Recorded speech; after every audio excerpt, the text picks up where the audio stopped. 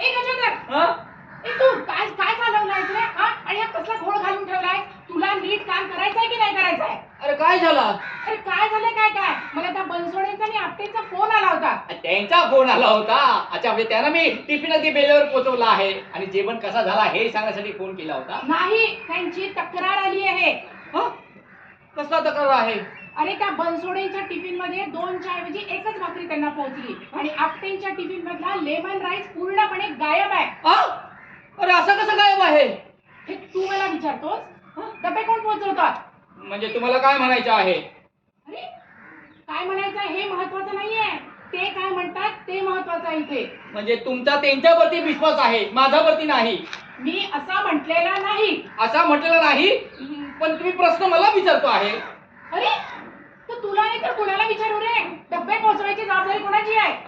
माझी आहे, पण मी माझा जबाबदारी पुरा केला आहे. हो, तू तुझी जबाबदारी जर पूर्ण केलीस तर जेवण मधल्या मध्ये गायब कुठे झालं?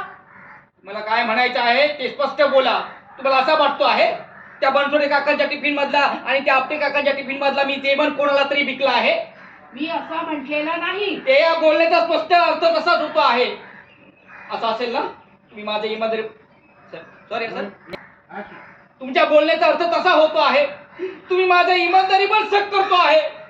असं असेल ना तर मला या घरात काम करायचंच नाही आहे. मी जातो आहे. ए गजोदर, गजोदर, बस